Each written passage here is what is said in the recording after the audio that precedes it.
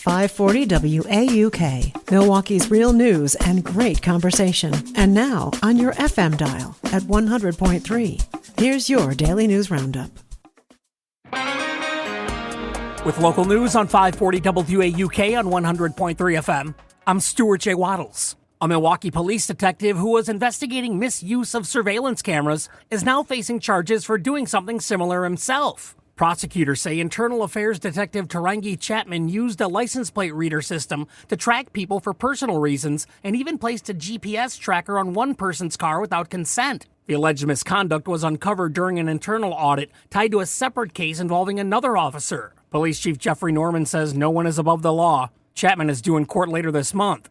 Vice President J.D. Vance brought a campaign tone to Wisconsin, tying a push against healthcare fraud to the upcoming elections. When you go to the ballot in November, when you cast your vote, send us people to Washington, D.C. who fight for you and send the crazy people back home where they belong. At a Milwaukee stop at the 128th Air Refueling Wing hangar, he accused Democrats of enabling fraud and called out Governor Tony Evers while promoting Republican Congressman Tom Tiffany for governor. But we have got to have a governor who takes fraud as seriously as the President of the United States, who's trying to save your money as much as we are in Washington, and that's Tom Tiffany. Tom Tiffany is who we got to elect the next governor.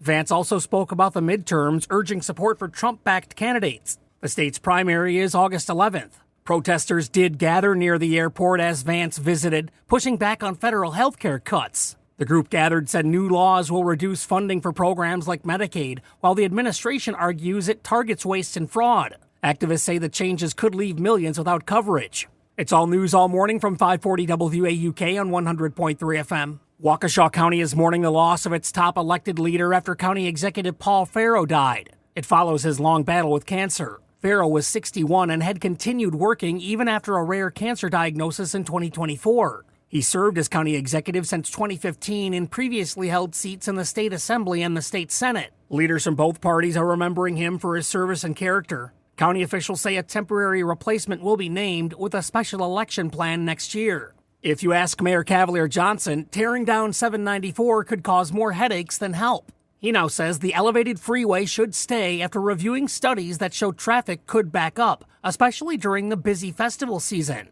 Johnson warns street-level traffic combined with lift bridges could make parts of downtown hard to navigate. He says while redevelopment sounds appealing, the congestion risks are too high. The state will make the final decision after its review. And that's the local update. It's all news all morning, 6 to 9 on 540 WAUK on 100.3 FM. News anytime at WAUKradio.com. I'm Stuart J. Waddles.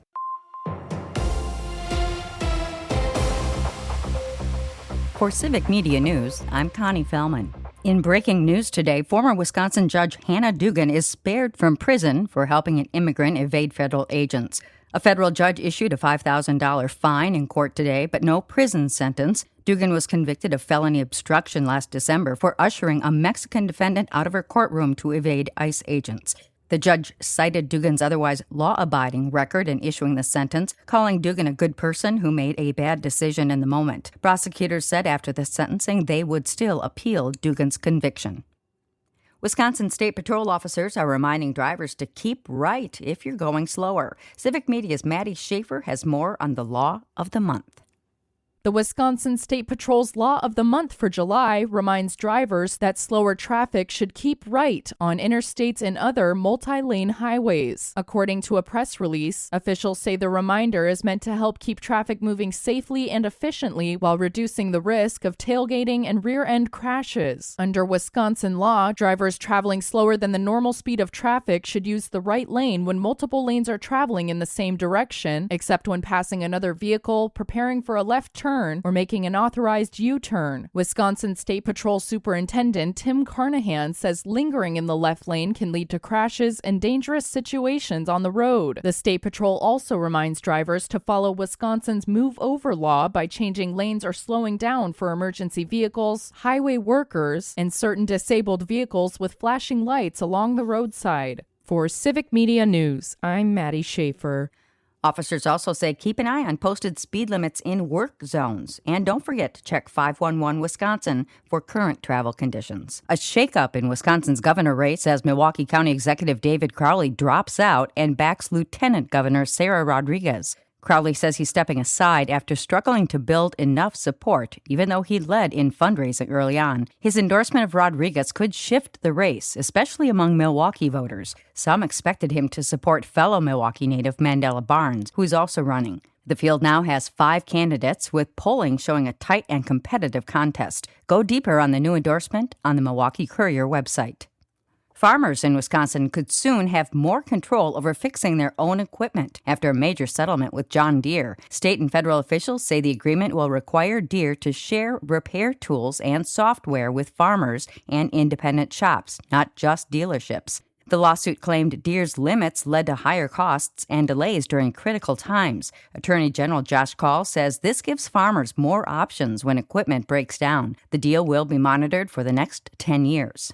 A mechanical failure at the Beloit Dam is behind decreasing water levels in the Rock River. The Rock County Sheriff's Office says the issue caused the dam's gates to open unexpectedly on Saturday, bringing down water levels between the Beloit Dam and the Centerway Dam in Janesville. The gates have since been closed, but there's no time frame for when water levels will return to normal. Boaters are still allowed on the river and are asked to use caution in case they venture on the water. A lawsuit over credit card debt involving Wisconsin gubernatorial candidate Francesca Hong has now been resolved. Court records show the case from Capital One was dismissed after she paid about $30,000. Her campaign says she covered the debt with help from family and no campaign money was used. Hong says the issue reflects the financial struggles many people face and should not be seen as a moral failing. She continues to work multiple jobs while serving in the state assembly.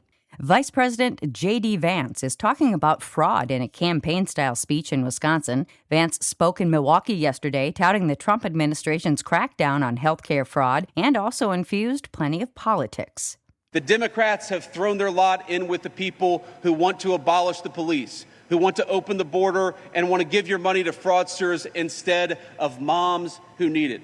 Vance has made similar appearances across the country, and his stop at the Wisconsin Air National Guard facility was very pointed at Democrats. He accused Democrats of supporting fraud, including Wisconsin Governor Tony Evers, and pumped up the Trump-endorsed Republican running for governor, Congressman Tom Tiffany. Wisconsin holds its primaries on August 11th.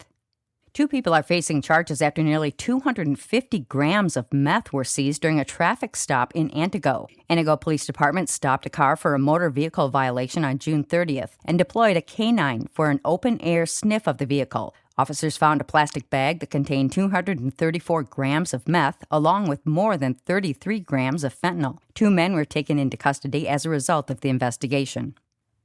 A jury trial is scheduled for March 2027 for the father of an Abundant Life Christian school shooter.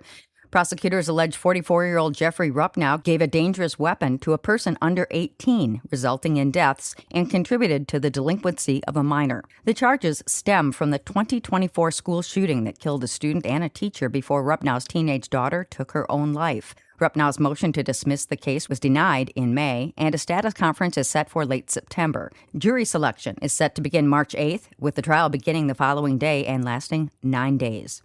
The La Crosse Police Department is implementing drone-deployed personal flotation devices. The device can be carried by police, thrown from shore, or deployed directly from a department drone to a person in need. And that's your State News Update. I'm Connie Fellman for Civic Media News.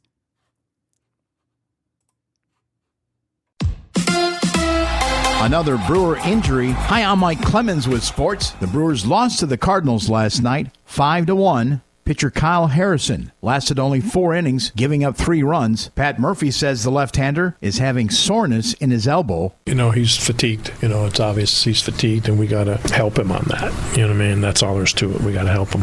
Could have left him in there, but we're thinking about his future, and felt a little soreness, and we're not going to mess with it. Meanwhile, test results for Brandon Woodruff reveal he has a new injury in his right shoulder. The 33-year-old Woodruff will seek a second opinion. The Brewers wrapping up their 5-game series tonight in St. Louis. Logan Henderson back on the mound after missing the past 6 weeks with a lower back injury. NBA GM John Horst tells reporters the Bucks did not have to trade Giannis to the Miami Heat, that he still had another year left on his contract, but Horst says the deal they got is what's best for the team. With sports, I'm Mike Clemens. It is going to be mostly cloudy with a chance of scattered showers and thunderstorms today. Our high in the upper 70s to low 80s. Tonight, an evening shower or thunderstorm, then partly to mostly cloudy, will drop into the low to mid 60s. Tomorrow, mostly sunny with a high right around 80. I'm meteorologist Sean Cable. That's your Milwaukee News Roundup from WAUK. Find more news anytime at WAUKradio.com/news. Subscribe to this podcast on Spotify, Apple, or wherever you find your podcasts.